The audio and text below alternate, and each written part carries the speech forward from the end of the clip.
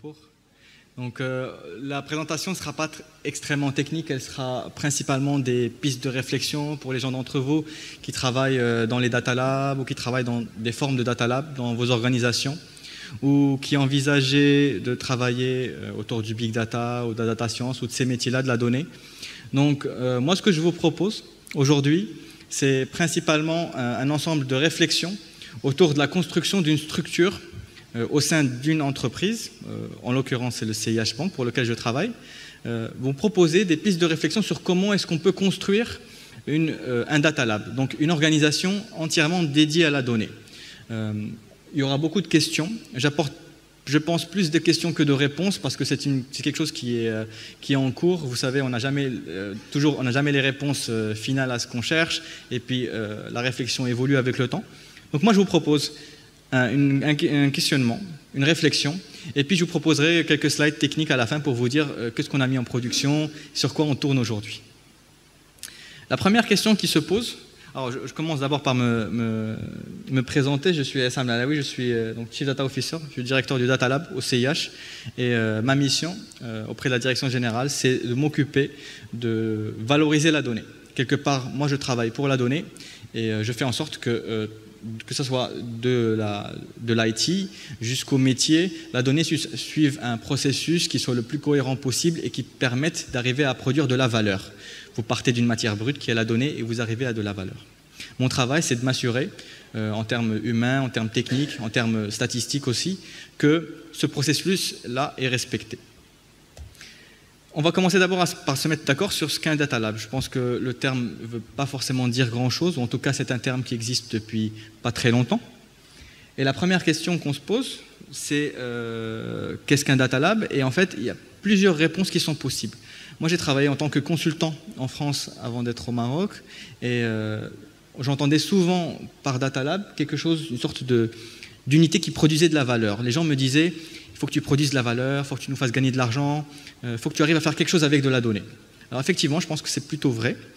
Après, j'ai souvent vu des data labs, notamment chez les organismes financiers en France, qui travaillaient avec le marketing. On associe souvent le data lab au marketing. Donc ce sont généralement des analystes, des statisticiens qui sont recrutés par le marketing sur un budget marketing. Généralement, les budgets marketing sont plus larges que les budgets IT, ce qui fait qu'on a plus souvent tendance à construire quelque chose de pérenne et quelque chose à la hauteur du big data. Et puis, le dernier point, c'est que quand on parlait de data lab, on a rarement parlé de problématiques techniques, d'alimentation. Ça, c'est l'IT. C'est l'IT qui s'en occupe. Moi, je ne m'occupe pas je suis data lab, je suis statisticien, l'alimentation de la donnée, nettoyage, tout ça. Non, non, non, moi je suis un statisticien, moi j'ai fait des modèles, les bases œuvres, c'est pas moi qui les fais. Et ça, j'ai eu ce discours assez régulièrement, assez souvent.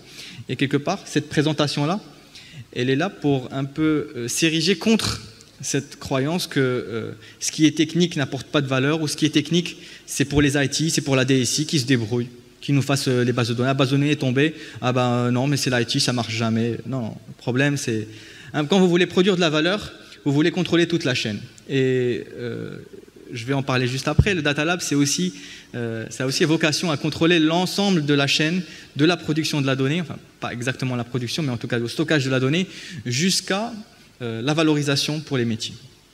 C'est un point qui est important et qui reviendra au long de cette présentation.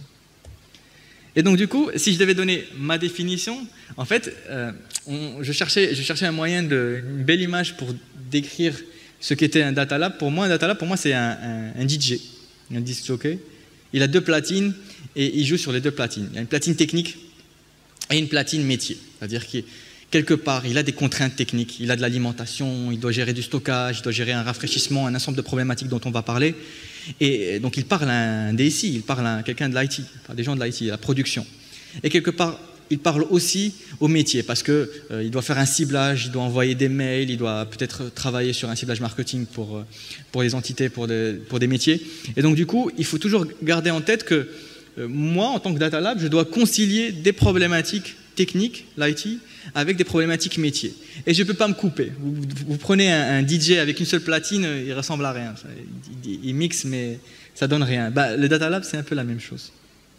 Et donc, s'il fallait résumer avec des mots et plus une image cette fois ce que c'était le Data Lab, alors voilà, j'ai mis des couleurs, j'ai essayé de faire quelque chose qui n'est pas monotone parce que concrètement, voilà, mon équipe elle est là. Concrètement, effectivement, ce qu'on fait n'est pas monotone et ils le savent. On est une organisation qui est agile, c'est-à-dire qu'on bouge, on installe des bases de données, on les enlève, on essaye des modèles. On est agile, on n'est pas forcément régi par des procédés rigides, écrits par des procédures gravées dans le marbre, d'une part. D'autre part, volet technique, on est sur du stockage qui est illimité. Aujourd'hui, c'est ce qu'on a en production, on a du stockage qui est quasiment illimité. Donc personne ne nous dit c'est pas possible de faire ça ou ça c'est compliqué en termes de volume. Bon, ça c'est ce qu'on appelle le big data en général. Donc voilà, on fait du big data, on essaye. Efficient. Et le terme d'efficience, c'est un terme qui est important. Parce que, en fait, tout ce que vous faites avec des outils Big Data, vous pourriez les faire avec une base MySQL ou une base encore plus simple. L'efficience, c'est être capable de gérer, de faire beaucoup, de traiter beaucoup avec peu de temps, ou en étant fluide, en étant rapide, en étant le plus agile possible. Et ce concept d'efficience-là, ça peut être une efficience en termes de code, de programme, mais aussi une efficience au sens technique, c'est-à-dire vous avez des machines qui utilisent tout le CPU, toute la mémoire. Ben, c'est une notion qui revient assez souvent, qui est importante. On revient au big data, données structurées, non structurées, bon ça c'est assez classique, hein. Comme les stockages illimités, les données doivent être structurées ou non structurées. On fait du batch, on fait un peu de temps réel, on commence à faire un peu de temps réel, mais le temps réel, je pense, fait partie du big data, lorsque vous voulez traiter des volumétries importantes. Et puis surtout, on essaie de faire des choses innovantes. Et là, l'innovation, c'est donner de la valeur d'une manière qui n'a jamais été donnée dans la banque avant. Donc si quelqu'un vous demande un ciblage marketing, vous n'allez pas seulement prendre un score qui soit juste constitué de quelques valeurs, quelques variables, et lui rendre ça. Vous allez essayer de faire quelque chose qui soit innovant, qui aille vers du prédictif, qui utilise un très grand nombre de variables, ou en tout cas qui exploite au mieux les capacités techniques que nous avons. Alors du coup, si on voulait faire un peu le parallèle entre ce que je disais avant, ce que le Data Lab n'est pas et ce que le Data Lab est, moi je dirais que le Data Lab c'est définitivement pas une entité statistique. Donc, on n'est pas une entité statistique, d'ailleurs on est plus technique, parfois on peut s'en plaindre, mais on est plus technique que statistique. On n'est pas déconnecté du système d'information. On a la main sur un grand nombre de nos machines, de nos serveurs, on a la main aussi sur l'applicatif. En termes de configuration, on n'est pas loin des choix techniques. Vous n'allez pas voir la DSI, en tout cas nous on ne va pas voir la DSI en leur disant on a besoin d'une base de données qui soit orientée colonne, qui soit comme ça. Non, on va chercher, bon, dans l'open source ça facilite un peu les choses, et puis on installe ce qu'on veut et puis on regarde, on teste, quelque part on va dire qu'on prend en main notre destinée. Ça c'est quelque chose qui est important. On n'est pas concentré sur la valorisation statistique, il y a aussi une valorisation technique. C'est-à-dire que moi, j'ai eu, par exemple, quelqu'un qui est venu me dire est-ce que tu peux me sortir tout ce qu'a fait ce client sur les 20 dernières années? Le problème, c'est que sur les 20 dernières années, ça ne tient pas en mémoire, ça ne tient pas dans les bases de données classiques, donc il faut aller chercher des dumps, des archives, tout remonter dans un système et pouvoir faire ce genre de requête. Donc la valorisation, elle peut aussi être sur un enablement technique, c'est-à-dire faire des choses qu'on ne pouvait pas faire avant, mais qu'on fait encore, mais qu'on fait aujourd'hui, et qui ne sont pas statistiques. On n'est pas uniquement un fournisseur interne, on reçoit et on donne, donc on peut aussi rendre des services à la DSI, donc le cas que je vous disais avant, à savoir faire des requêtes sur un historique qui est très long. Et puis l'organisation de Data Lab, c'est aussi une organisation qui a vocation à prêcher une bonne parole. Vous n'êtes pas uniquement des fournisseurs dans le sens quelqu'un vient vous dire est-ce que tu peux me faire ça? Oui, ok, dans 2 jours, ok, c'est fait. Vous êtes aussi des gens qui disent aux autres ok, la qualité de la donnée n'est pas bonne, ton besoin est mal défini, je ne peux pas travailler sur ça, tu as un problème à ce niveau-là. On est des gens qui s'impliquent à travers la donnée dans des problématiques que connaît la banque. Alors après, on n'essaie pas d'aller au-delà de nos prérogatives, mais lorsqu'il y a un problème de données, moi je considère que c'est mon problème, c'est un de mes problèmes, et que je dois intervenir dessus pour le corriger. Donc, pour encore une fois remettre une couche sur ce qu'est le Data Lab, donc le Data Lab, c'est une organisation qui pense, construit, qui utilise, qui pilote, qui valorise le Data Lake. Et le Data Lake, c'est la plateforme technique derrière. Mais le Data Lake n'est pas égal au Data Lab. Le Data Lab, c'est l'organisation. Le Data Lake, c'est la plateforme technique. On a un Data Lake, bien sûr. On a commencé d'ailleurs par construire le Data Lake avant de penser l'organisation. Et cette organisation, donc, effectivement, elle permet cette émergence de cette plateforme, elle permet la bonne utilisation de cette plateforme. Vous ne mettez pas en place un data lake et vous dites « Ok, il y a un data lake, maintenant, les métiers, la DSI, utilisez-le ». Non, vous avez quelque chose d'assez compliqué. En tout cas, avec Hadoop, ce n'est pas forcément simple, l'écosystème Hadoop. Et donc, du coup, vous avez une organisation qui est dédiée au data lake. Après, voilà, catalyseur de bonnes pratiques, transformation data, ça revient sur ce qu'on a dit, aller vers le data-driven enterprise. Et puis, moi j'aime bien cette phrase qui est peut-être un peu piquante, qui est qu'en fait, notre client, c'est la donnée. Moi, je travaille pour la donnée. Donc, quand je vois, je vais dire n'importe quoi, 1000 clients qui ont une date de naissance au 1er janvier 1900, ça me fait mal parce que mon client, c'est ma matière première qui n'est pas bonne. Donc, je dis il y a un problème, donc voilà, j'envoie des mails, je dis pourquoi, qu'est-ce qui s'est passé, est-ce que c'est vieux, comment on fait. Ça me fait mal. Enfin, vraiment très mal, mais ça va. Et donc, les grandes missions du Data Lake, les grandes missions du Data Lab, un beau lapsus, c'est d'abord ingérer. L'ingestion, c'est une phase qui est très importante, qui est la récolte de données, qui est l'alimentation technique, et c'est une phase qu'on a tendance à oublier parfois lorsqu'on veut aller vers une organisation orientée données, que j'ai illustré par cette image, que vous avez donc une superbe composition probablement vegan de légumes, de fruits et de légumes. Il y a aussi de la dinde. Bon. Il y a plein de choses. Et cette alimentation-là, elle résume un petit peu le message que je veux vous faire passer, à savoir que lorsque vous vous attaquez à la récolte de données, ce n'est pas juste un select étoile from une table et puis vous avez un fichier puis c'est fini. En fait, vous avez des plats de types différents, vous avez des formats différents, vous avez des choses que vous allez prendre avec la main, des choses que vous allez prendre avec une fourchette, avec une cuillère, et des choses que vous ne pouvez pas mélanger ensemble au moment de la digestion. On va en parler après. Je pense que cette image résume assez bien la problématique. Et pour revenir sur ce que je disais, l'alimentation technique est vraiment cruciale. Elle est vraiment, vraiment, vraiment cruciale. Et sans données, on ne peut rien faire. Elle est cruciale parce que normalement, c'est à l'IT de faire ça. Et généralement, c'est l'IT qui fait ce genre de choses, mais nous, on s'en est chargé pour la raison qu'on connaissait bien l'écosystème Hadoop, l'écosystème Big Data. Vous devez réaliser une opération de branchement de tuyaux. Et à partir du moment où vous branchez un système, une plateforme exogène à quelque chose qui est là dans la banque et qui marche depuis très longtemps, ça y est, tout le monde se crispe. Oula, qu'est-ce qui se passe? Qu'est-ce que tu branches? Qu'est-ce que tu mets? C'est quoi ces requêtes? Ma base est tombée, est-ce que c'est pas toi? Non, moi à ce moment-là, j'avais rien fait, la suspicion, tout ça. Et donc, cette phase de branchement, elle est très importante parce que le jour où vous allez demander une donnée supplémentaire, vous voudrez être agile, c'est-à-dire que vous avez 5 tables, vous voulez une 6e table, vous voulez pouvoir récupérer cette table rapidement. Vous ne voulez pas faire une demande qu'elle parte dans un process IT et qu'elle mette 2 mois. Après, vous avez des problématiques plus classiques, hein, des problématiques de type format d'échange, de stockage. Moi, je vous donne un truc très très simple. Au CIH, on a 4 versions d'Oracle, et chaque version Oracle, elle a ses problématiques. Alors en plus, on la branche avec des connecteurs qui ne sont pas forcément à jour, des connecteurs Scoop. On a des problématiques parce que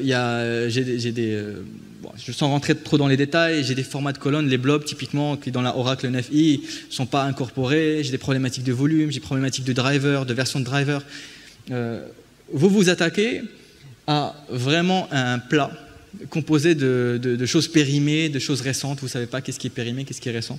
Vous n'arrivez pas à trouver tout de suite les quick wins, donc vous êtes obligé de tâtonner un petit peu.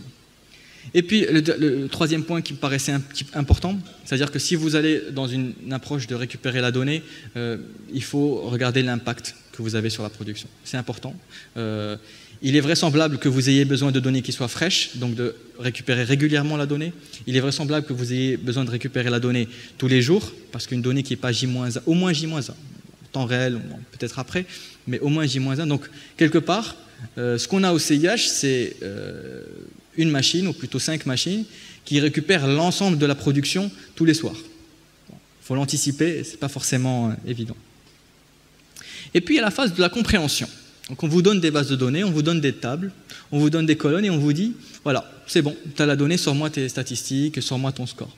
Et la problématique, c'est, que nous avons rencontré, mais que vous allez sûrement rencontrer, c'est dans les dictionnaires de données. La plupart du temps, vous n'en aurez pas.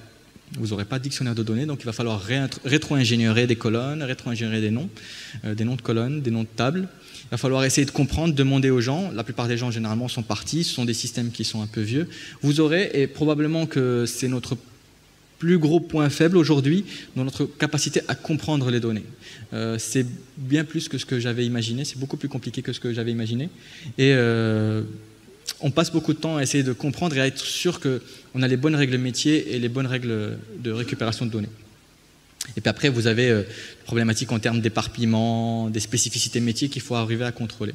Ça, c'est une vraie problématique lorsque vous faites l'alimentation. Et puis, un troisième point qui est peut-être un peu plus polémique, qui est au niveau de la cohérence. Lorsque vous voulez aller vite,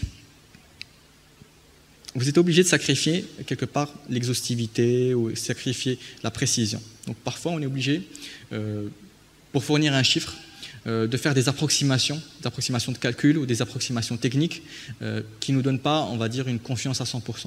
Je pense que cette capacité à dire « Ok, je sacrifie mon exhaustivité », elle est importante. Vous faites du big data, vous faites du traitement qui est statistique sur un grand nombre de lignes, grand nombre de clients. Ce n'est pas très grave s'il y a une donnée qui manque ou s'il y a un truc qui a sauté. Bon, il faut juste garder les bons ordres de grandeur. Alors je dis ça, je sais que les réactions peuvent être un peu contre ça. Je peux comprendre, mais en tout cas, c'est le choix qu'on a fait, à savoir d'être le plus agile possible dans un mood d'itération continue et de sacrifier parfois une exhaustivité de manière à faire ressortir une information importante. Et puis, enfin, le rafraîchissement, donc, moi je vous ai dit, on fait du J-1, on aimerait bien faire du temps réel. Ça reste compliqué parce que vous devez récupérer des diffs. Et récupérer des diffs sur des bases de données, c'est jamais simple. Donc là aussi, il y a un gros travail en amont à prévoir entre l'IT, entre le Data Lab, dans le cas où le Data Lab s'en occupe pas. Et puis, se poser la question, on ne rafraîchit pas tout à J-1, parfois on a besoin de rafraîchir uniquement à semaine -1 ou mois -1. La question, elle se pose, et je pense que c'est important d'avoir une vraie réflexion en amont d'un point de vue métier, savoir de quoi on a besoin, de manière à ne pas surcharger la production. Et c'est une problématique que nous avons. Donc si je devais résumer les 4 points importants, l'alimentation, la compréhension, la cohérence et le rafraîchissement. Maintenant, une fois que vous êtes alimenté, vous avez pris la donnée, vous devez la digérer. Et la digestion, comme dans le cas du panda qui met plus de 8 heures à digérer son bambou, qui n'est pas très calorique, ça ressemble un peu à la donnée qui n'est pas très concentrée en information, vous devez mettre du temps et vous devez bien maîtriser ce schéma de digestion. Donc, pour moi, une bonne digestion, c'est d'abord un format de stockage qui est le plus efficient possible. Donc, dans l'écosystème Hadoop, on a des formats de stockage qui nous permettent d'avoir une compression correcte, d'avoir un accès à la donnée rapide, notamment les formats orientés colonnes. Donc, il faut que je me pose, moi, toutes ces questions. Hein. Quelle compression en termes de redondance de données, donc réplication de la donnée, il faut qu'elle soit répliquée un certain nombre de fois pour un certain nombre de raisons, notamment de performance, mais aussi de sécurité. Vous avez des problématiques de lisibilité. Vous devez avoir un format de stockage qui est lisible, qui est pérenne, qui reste sur long terme. Donc, se renseigner sur les formats de stockage, sur s'ils sont maintenables. Et nous, nous, on juge souvent les paquets GitHub, ou en tout cas le code GitHub par le nombre d'étoiles. Il faut aussi juger normalement du code que vous utilisez par le nombre de mainteneurs. C'est quelque chose qui est important. Et puis, l'interopérabilité. Alors, je vais vous donner un exemple très très simple. On a commencé à stocker nos données en format ORC, qui est donc columnar, un format de stockage orienté colonne sur Hadoop. Et puis, on s'est rendu compte que le format de stockage ORC était incompatible avec Spark dans le cas où on avait une donnée qui était vide. Il y avait une exception, c'est un bug dans Spark, dans Hadoop, dans l'écosystème Hadoop qui existe. Voilà. Et là, on a dû switcher de format de stockage. On n'avait pas anticipé ça. On a pas mal de jobs qui sont tombés à cause de ça. On a perdu un peu de temps. Donc, une réflexion en amont peut peut-être prévenir ce genre de choses, mais on ne peut pas toujours tout prévenir. Il faut parfois vivre les choses au moment où elles passent et puis prendre les bonnes décisions, surtout que ça bouge vite l'écosystème. En termes de processing, ça c'est probablement une des slides les plus importantes quand on parle de big data.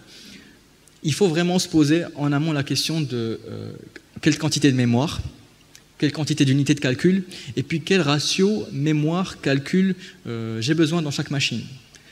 Vous pouvez avoir un ratio de 70%, 30% mémoire CPU, comme ça peut être le contraire en fonction de vos workloads. Et c'est une question qui est importante. Et si on ne se la pose pas avant, on dimensionne mal nos machines. Donc, il faut savoir, est-ce qu'on veut pouvoir processer rapidement ou on veut pouvoir processer plus lentement mais disposer de plus de mémoire, donc de manière à pouvoir attaquer la donnée de manière plus interactive. Il y a un vrai trade-off à faire. C'est une réflexion qui est assez complexe, mais il y a de la littérature dessus et elle est assez intéressante. Après, en termes de processing, il y a le framework. C'est une grande question. Est-ce qu'on utilise... j'ai lancé quelques mots techniques. Est-ce qu'on utilise Pig, Hive, Spark, Cascading, Scalding? Est-ce qu'on utilise d'autres outils hors l'écosystème Hadoop? C'est une grande question. Et pour vous raconter l'histoire, nous, on a commencé avec Pig. Donc, Amine s'en souvient. On a commencé à Pig, puis on a commencé à mettre toute une plateforme autour de Pig avec des tests unitaires, des tests d'intégration, avec un framework de code, des scripts. Ceux qui connaissent Pig reconnaîtront un peu tous les problèmes que ça pose. Et puis voilà, au bout de 3 mois, on a remigré à Spark parce qu'on avait l'API Data Frame. Voilà. Sans rentrer trop dans le détail technique. Et puis le dernier point, c'est un point pour les software engineers.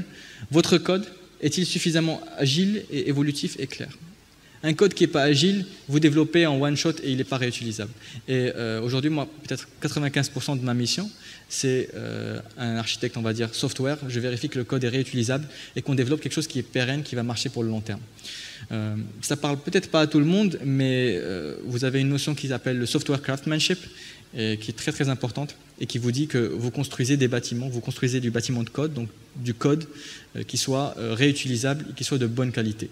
Voilà. Je pense qu'il faut vraiment être développeur pour comprendre cette notion de bon code, mauvais code versus code qui marche pas. Mais c'est quelque chose qui est extrêmement important et c'est probablement le point le plus important auquel je fais le plus attention dans mon équipe. Et puis enfin, la modélisation. Quand vous digérez de la donnée, vous devez quelque part la recracher et ce que vous crachez doit être plus simple, plus facile à traiter, plus facile à analyser, plus facile à comprendre. Vous avez fait une opération de digestion. Donc du coup, vous allez forcément arriver à quelque chose qui est plus facilement assimilable. Et là, il faut se poser la question de où est-ce qu'on la stocke et puis est-ce que c'est vraiment compréhensible. Donc vous allez retrouver les problématiques de data warehousing. Donc quelque part, nous, on a un mini data warehouse au CIH et puis aujourd'hui, on est en train de dupliquer un peu ce data warehouse et de faire notre propre data warehouse qui soit plus agile, rafraîchi J-1, qui est pas mal de choses dedans, plus de choses dedans que ce qu'il y avait dans le précédent. Et puis l'autre point important, c'est comment faire un pont entre le big data et l'analytics. Si vous voulez permettre une utilisation rapide et agile de la donnée, vous devez faire de l'analytics et pas du big data. Je pense que le big data, c'est quelque chose qui est un peu plus lent, qui a des cycles un peu moins courts. Et donc du coup, la question qu'on s'est posée, mais on n'est pas les seuls à se poser cette question, qui est quels sont les ponts possibles entre l'analytics et le big data. Il en existe, et d'ailleurs un des principaux éditeurs de l'écosystème Hadoop, Hortonworks, essaie d'aller là-dedans à travers, je ne sais pas si vous connaissez la solution Druid, qui va être intégrée dans la prochaine version de Hortonworks Data Platform, donc Hadoop. Mais c'est une vraie question, et pour moi il est inconcevable de faire du big data sans chercher des ponts avec l'analytics.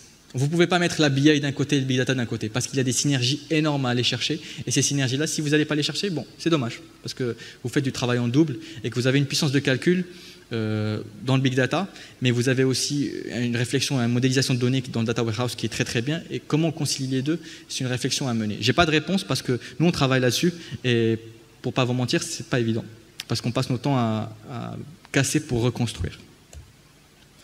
Et un point qui est important, moi le dernier point, je l'ai laissé à la fin, mais c'est important, c'est comment vous faites de la data science. Parce que, en fait, moi quand je vais voir mes chefs, ils ne me disent pas alors, est-ce que tu as réussi à importer la colonne X, Y, Z de la table au format ORC? Ils me disent, est-ce qu'on arrive à prédire si le client il va partir ou pas?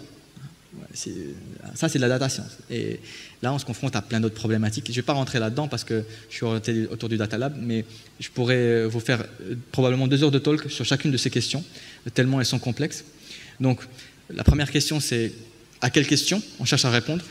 Il m'est arrivé si quelqu'un vient vous dire, moi j'ai envie de prédire ça, vous pouvez passer plus de 2 heures, plusieurs ateliers, à juste essayer de redéfinir le problème, redéfinir le contexte, redéfinir qu'est-ce qu'il veut vraiment, quelle est ta vraie douleur. Les problématiques techniques, qui sont les problématiques de est-ce que les variables en entrée sont temporellement propres. Je ne vais pas m'attarder là-dessus, mais juste pour vous dire qu'on n'a pas le droit d'utiliser, en data science, on revient dans le passé, mais on n'a pas le droit d'utiliser des variables du futur pour prédire le futur. On a le droit d'utiliser que des variables du passé pour prédire le futur. Donc lorsque vous voulez faire du backtesting ou de la cross-validation et que vous voulez revenir en arrière, vous devez faire attention à ne pas polluer votre passé dans le passé par du futur dans le passé. Je pense que ceux qui sont data scientists ont peut-être compris ce que je voulais dire, mais c'est le plus gros piège des data scientists et nous, c'est aussi un piège sur lequel on passe beaucoup de temps, malheureusement. Le modèle est-il applicable dans le futur? Bon, c'est une problématique classique. Vous faites un modèle là aujourd'hui, mais est-ce qu'il est applicable demain? Je vous donne un exemple là encore très très simple. Le CIH Bank a lancé le Code 30 il y a 2 ans, qui est en train de profondément modifier notre composition de clientèle. Un modèle que vous construisez sur une clientèle en 2014, ce n'est pas un modèle qui va s'appliquer sur des clients en 2017. Aujourd'hui, nous avons des clients qui sont jeunes. Il y a 3 ans, nous avions des clients qui étaient un peu jeunes, mais qui étaient plus diversifiés. Donc du coup, il faut se poser la question. Alors qu'est-ce qu'on fait? Grande question. Est-ce qu'on essaie de raccrocher les morceaux? C'est vraiment compliqué. Vraiment compliqué. Est-ce qu'on est capable d'expliquer les prédictions? Là aussi, c'est une question importante. Moi, un client vient dans l'agence et il me dit moi, je veux un prêt, je veux un crédit. Moi, voilà, le conseiller clientèle, je suis conseiller clientèle, je rentre son numéro de dossier, ses informations, j'appuie sur le bouton OK. Il va voir le bouton OK, il va regarder dans le score, donc le score que Datalab a développé, et le score lui dit score de 0,2, non. Le client, il veut savoir qu'est-ce qui s'est passé. On dit ah, je suis désolé, c'est la prédiction, c'est l'algorithme. L'algorithme, moi, je ne peux pas te. Je pense que la data science mérite mieux que ça, elle mérite mieux que du black box. Alors c'est sûr qu'avec des modèles black box qu'on ne comprend pas, on peut arriver à des bonnes performances, mais un client, en tout cas pour nous, un client mérite plus que ça. Et ça, c'est une problématique qui est aussi très complexe, à savoir essayer de justifier des modèles ou en tout cas d'essayer de les rendre les plus clairs et les plus compréhensibles possibles. Et avec certains types de modèles, c'est compliqué. Une autre problématique un peu technique qui est est-ce que ma cible correspond-elle aux besoins métiers? Je vais vous donner un exemple là aussi. Supposons que vous voulez prédire si un client va prendre un crédit immobilier. Donc du coup, vous prenez une quantité de clients qui ont pris des clients immobiliers, puis d'autres clients qui n'ont pas pris de clients immobiliers, et puis vous regardez quelles sont les variables qui corrèlent avec les clients qui ont pris le prêt versus les clients qui n'ont pas pris le prêt. Le modèle que vous essayez de faire, c'est un modèle d'appétence. Donc c'est un modèle qui vous dit, est-ce que le client qui arrivera dans 2 mois ou dans 3 mois, est-ce qu'il veut un prêt immobilier? Pas est-ce qu'il peut prendre un crédit immobilier. Mais ce que vous modélisez, c'est la capacité à prendre. Parce qu'il y a des clients qui ne veulent pas, mais on les force. Ou il y a des clients qui ne veulent pas, mais on leur propose fortement, on leur suggère. La problématique, c'est que, là encore, quand vous voulez réconcilier un besoin métier qui est « je veux savoir qui sont les clients qui veulent » et des données que vous n'avez aucune variable qui vous dit « le client veut un crédit immobilier ». Tout ce que vous savez, c'est est-ce qu'il a pris ou pas le crédit immobilier. Donc ça, c'est une problématique, là aussi, qui revient assez souvent, qui est assez complexe et vous êtes obligé de jongler avec. En tout cas, il faut être au courant des limitations. Et enfin, dernière problématique technique qui sont les métriques de performance. Qu'est-ce qu'on appelle un bon modèle? Qu'est-ce qu'on appelle une bonne prédiction? Je me suis un peu attardé sur ce slide, mais il est important parce qu'aujourd'hui, maintenant qu'on a validé un peu la phase technique dans la construction des data labs, on passe de plus en plus de temps à répondre à ces questions-là. Et pour résumer, le stockage, le processing, la modélisation et la data science. Maintenant, vous faites de la data science, mais pour qui? Et le pour qui, c'est servir. Pour moi, servir, c'est penser un besoin différemment. Différemment en termes de données disponibles, en termes de modèles disponibles, en termes de nouvelles idées, de nouvelles variables à ramener. Et donc, il ne faut pas juste répondre un peu sans insulter les gens qui font de la BI, un peu prosaïquement, voici l'agrégation Intel suivant les axes Intel et Intel. J'essaie de répondre à ton besoin, donc avec la plus de sincérité possible. Et la problématique, j'en ai parlé un peu avant, je remets une petite couche dessus, c'est rapprocher la donnée du besoin métier. Souvent, les métiers n'ont aucune idée de la donnée disponible, ou ont très peu d'idées dessus, et vous êtes un peu le pont entre un monde technique et un monde du besoin. Donc, vous devez faire ce pont, vous devez rapprocher les deux besoins, et vous allez être amené souvent à avoir des suggestions, à modifier. Vous n'êtes pas seulement un exécutant, vous avez un pouvoir qui est très fort. qui est de dire cette donnée est là, cette donnée n'est pas là, cette donnée est utilisable, cette donnée il y a beaucoup de valeurs manquantes, je ne l'utilise pas. Donc ça fait de vous quelqu'un d'assez spécial vis-à-vis du métier. Vous n'êtes pas simplement un exécutant. Et donc du coup, il y a une responsabilité qui va avec, c'est évident. Le deuxième point qui est important en termes d'organisation, vous devez rester dans une approche d'itération. De manière plus générale, lorsque vous faites du développement informatique, vous devez être les plus agiles possible parce qu'on ne sait jamais les données qui vont arriver après, parce que vous pouvez avoir de nouvelles idées, nouveaux modèles, parce que votre compréhension du monde, elle évolue en fonction de votre avancement dans cette compréhension, et que donc vous ne pouvez pas tout imaginer tout de suite, et qu'il faut livrer régulièrement, être dans un processus le plus agile possible. Enrichir, faire des hypothèses et raffiner les hypothèses. Enfin, le troisième point, je reviens sur l'analytics. Et là, je vous ai donné ce qu'on appelle les 8 niveaux d'analytics d'un monsieur qui travaille chez IBM, qui s'appelle Jim Davis, qui dit, lorsque vous voulez faire de l'analyse, vous commencez par décrire ce qui s'est passé, quand, combien, où. Vous devez identifier le problème, identifier les actions qui sont nécessaires. Et là, on est en train de sortir de la BI. Dès qu'on identifie les actions, ça vous donne un pouvoir métier. Ça vous donne un pouvoir métier. Pourquoi cela arrive ? Pour dire pourquoi quelque chose arrive, c'est complexe, c'est-à-dire qu'il faut avoir une bonne compréhension du métier. Qu'est-ce qui se passe si le phénomène continue? Donc pouvoir faire du trend, chercher le trend, essayer de faire de la prospection. Là aussi c'est compliqué. Tout ce qui est prédiction, c'est important. Et puis comment faire pour améliorer les choses? C'est-à-dire que moi je prends de la hauteur et je me dis mais qu'est-ce qu'on doit améliorer dans notre processus de recrutement de clients, dans notre processus de crédit, pour que ce problème-là ne revienne pas? Les 8 niveaux d'analytics, mais je pense qu'ils vont un peu au-delà de l'analytics, vont bien au-delà de la simple demande technique et nécessitent, je pense, d'avoir une main dans la technique, enfin dans l'IT, dans les données, jusqu'au métier et de bien comprendre le métier. Et c'est un peu ça la problématique, c'est qu'un data scientist, qui est normalement l'élément phare du Data Lab, doit savoir faire un peu tout ça. Quelques slides d'historique pour vous raconter. Donc d'abord, le contexte bancaire marocain. Au CIH, moi je suis arrivé il y a 1 an et demi maintenant, et des grandes questions qui se posent par rapport à la France. La première question, c'est une question d'ordre financier. Est-ce que nos moyens financiers sont aussi importants que ceux de grandes banques ou de grandes assurances en France? C'est faux. Ça, c'est pas vrai. Donc vous ne pouvez pas. Moi, je considère qu'on ne peut pas se permettre, avec ce qu'on a dans l'open source, qu'on ne peut pas se permettre des distributions, qu'on ne peut pas se permettre des solutions extrêmement chères qui viennent vous mettre des choses quasiment au même prix que dans d'autres pays. Donc ça, c'est une vraie problématique. Moi, je ne me sens pas avoir la même liberté qu'en France ou en Australie. La deuxième question, c'est en termes d'offres. Avons-nous assez d'offres en termes de ressources humaines au Maroc formées autour de big data, data science, d'analyse? Je pense que ce n'est pas le cas, mais il y a de gros efforts qui se sont faits dessus et je pense que dans les 5 prochaines années, on aura des gens compétents sur le marché. Le troisième point qui est important, c'est que moi j'ai l'impression qu'il y a une énorme hype autour des données externes, des données exogènes. Donc Facebook, Twitter, on me dit Facebook peut tout prédire, Twitter peut tout prédire. Et là aussi j'ai envie de m'insurger contre ça, à savoir que, ok, pour des gens qui n'ont rien, Facebook, Twitter, bon, c'est leur... Mais pour des gens comme des banques, Facebook, Twitter, oui, très bien, à condition de pouvoir récupérer la donnée. Et là encore, il y a des problématiques de privacy, pas mal de problématiques de ce type-là. Moi, je considère que les données internes sont déjà assez riches et on peut en faire énormément de choses. Ça s'applique aux banques, ça s'applique aux télécos, et je pense que ce sont les 2 seuls secteurs dans lesquels les clients confient une grosse partie de leur vie aux institutions. Et Google, bien sûr.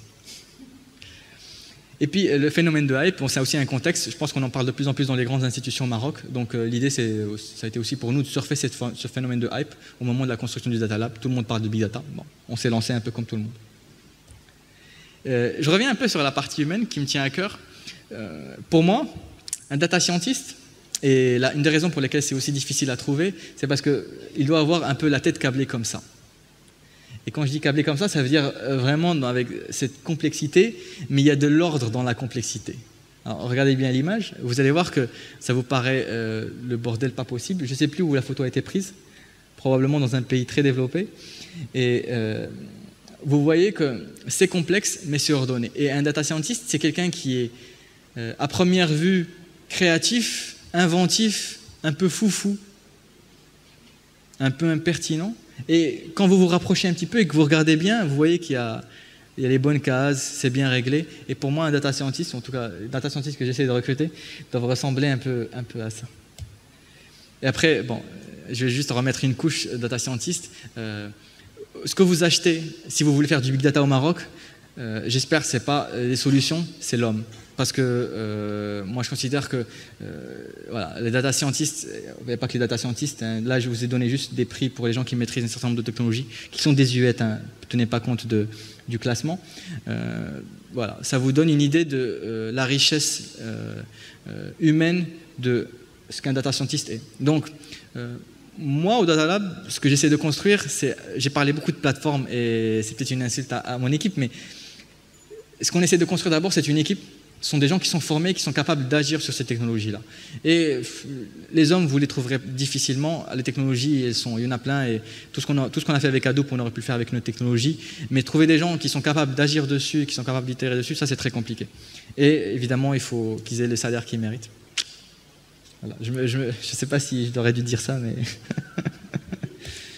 OK. Au CIH, alors...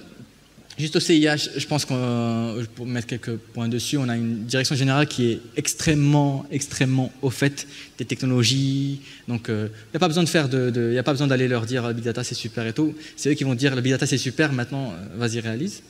On a eu beaucoup de chance sur des recrutements. Je pense qu'on a des très bons recrutements, les Data Lab. On a aussi un gros appétit métier. Donc les gens viennent nous dire, ils viennent d'ailleurs un peu trop, ils viennent toquer à la porte pour faire de la BI, des analyses, pour faire du prédictif, sors-moi un score. Donc on a notre carnet de commandes est rempli pour un bon moment. On a eu un budget d'infrastructure qui me paraissait suffisant. Voilà, donc on a pu faire ce qu'on voulait. On m'a jamais dit non pour l'instant. Alors j'ai été aussi sage, mais on m'a pas encore dit non. Et puis on a une DSI qui est vraiment petit soin, c'est-à-dire que quand je demande quand je demande une autorisation de lecture, moi je l'obtiens généralement dans les 40 secondes. Et puis pour vous donner un peu le contexte de CIH, donc on a commencé en juin, enfin en tout cas j'ai été recruté en juin, et moi je considère qu'une année après, on a vraiment mis en production, on a rodé, on avait une plateforme qui arrêtait de tomber, parce qu'elle tombait un petit peu de temps en temps avant. On a fini de paramétrer le tout. Et donc du coup, ça a donné juin 2016, juin 2017, avec une mise en production en mars 2017, et puis une petite phase de rodage, et entre autres un passage on a pas mal testé donc Hive, Pig, Spark, on a pas mal testé de framework sur le chemin. Mais en un an, c'est faisable, je pense. Maintenant, un peu de technique, parce que je pense que vous n'en avez pas eu assez. Et je vais vous dire un peu ce qu'on a mis en place. C'est dommage, j'ai plus les transitions, tant pis. Donc en gros, au CIH, on est parti sur quelque chose d'assez simple. 5 nœuds. 5 nœuds, donc Data Lake sous Hadoop, écosystème Hadoop.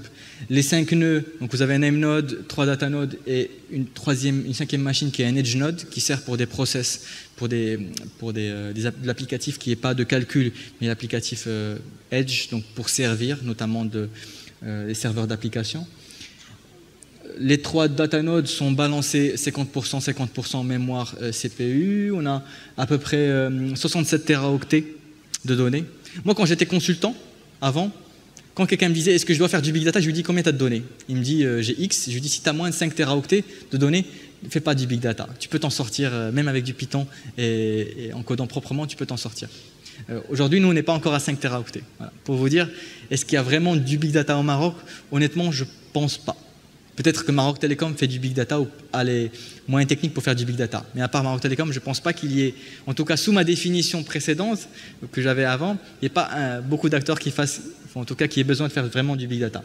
Mais on en fait parce que c'est cool et ça nous permet de jouer avec pas mal de choses qui sont assez puissantes. Derrière, on digère la donnée et on l'expose dans 3 bases de données. Postgres, parce que ça marche bien, c'est robuste, c'est pas très puissant, mais c'est super robuste, c'est ultra interopérable, vous n'allez pas avoir de problème à ce niveau-là. Mongo, parce que c'est une base clé-valeur qui donne des résultats lecture extrêmement rapides. Je suis très content sur Mongo. Et puis HP Vertica, on a pas mal réfléchi à chercher une base de type Analytics, donc qui fait un stockage colonne, mais pas en mémoire parce que la mémoire ça coûte cher, donc un stockage disque en colonne. On a trouvé Vertica, qui est pas mal, qui offre jusqu'à 1 Tera gratuit sur 3 nœuds. en attendant de passer à quelque chose de plus robuste qui est en cours. Et puis derrière, vous avez toute la partie dashboarding qui sont principalement du tableau serveur, du tableau software, pour ceux qui connaissent, et puis un peu d'open source, du D3JS, Superset, Metabase, des technologies qui sont assez classiques en dashboarding open source. Maintenant, si on essaie de zoomer un petit peu sur qu'est-ce qu'il y a à l'intérieur, en fait, on va commencer d'abord à gauche. Je suis désolé, les transitions ne marchent pas, je n'avais pas anticipé ça. Vous avez principalement deux types d'alimentation, une alimentation fichier et une alimentation JDBC, donc des bases de données. L'alimentation fichier, elle passe par une phase automate, elle est posée sur HDFS et digérée par Spark et ensuite écrite dans Hive. Et l'alimentation JDBC, donc des bases de données, elle passe par Scoop. Nous, on part du principe qu'on stocke tout dans Scoop. On ne stocke pas dans HDFS pour pouvoir stocker ad hoc, pour pouvoir processer ad hoc. On fait une phase de pré-nettoyage, pré-digestion pour toute la donnée. Donc si demain on me dit est-ce que tu as la donnée brute, je n'ai pas exactement la donnée brute. J'ai une donnée qui est le moins modifiée possible, qui est stockée, compressée, tout ça, dans Hive. Donc c'est les formats ORC et ERC, avec une compression zlib. Et derrière, on réutilise le moteur Spark, on utilisait le moteur Pig avant, on réutilise le moteur Spark pour prendre la donnée prédigérée et l'envoyer vers un Hive digéré. Ouais. Et donc du coup, ça nous donne une partie analytics qui est poussée dans des bases de données analytics, donc Vertica, Mongo, ce dont je vous ai parlé, poussée pour la data science et pour le dashboarding. Mon dernier slide technique. Alors, si vous voulez juste rentrer un peu dans le détail de ce qu'on fait en termes de storage, on a un petit framework maison qu'on a fait, qui fait du load, du nettoyage, de l'agrégation et qui distribue la donnée en fonction de le but, donc en fonction de là où elle doit aller. Et de cette manière, on est capable de un peu distribuer la donnée digérée en fonction des besoins. Donc je vais pas m'attarder là-dessus. Et ma dernière slide, je vous propose là un peu la vision critique de qu'est-ce qui marche et qu'est-ce qui n'a pas marché. Et quelque part, moi je suis quelqu'un assez technique, voire même très technique, peut-être même trop technique. Je suis parti du postulat qu'un data lab devait avoir cette verticale technique métier. Vous pouvez me dire, non, moi je peux imaginer d'autres schémas, je peux imaginer un schéma où le métier est décorrélé du technique, et je pourrais tout à fait le comprendre. La question c'est, est-ce que c'est pérenne, est-ce que c'est transposable? Ça, la question c'est à vous d'y répondre. Pour moi, ou en tout cas avec les ressources que j'ai, c'est pérenne, c'est transposable, et on arrive à un niveau de contrôle qui est intéressant. Le deuxième point qui est important et qui revient souvent, c'est est-ce que les technologies que tu utilises sont pérennes?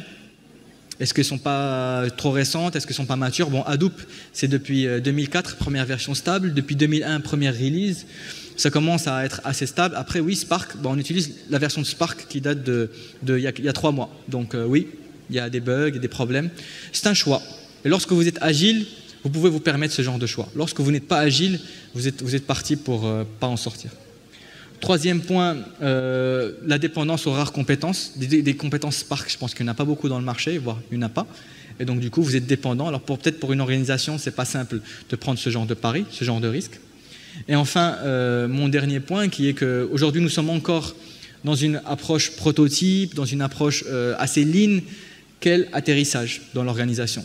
Le Data Lab nécessite encore une phase d'atterrissage, de s'incruster dans l'organisation, et c'est un peu le défi que j'ai en 2018 à faire. C'est tout. Je vous remercie.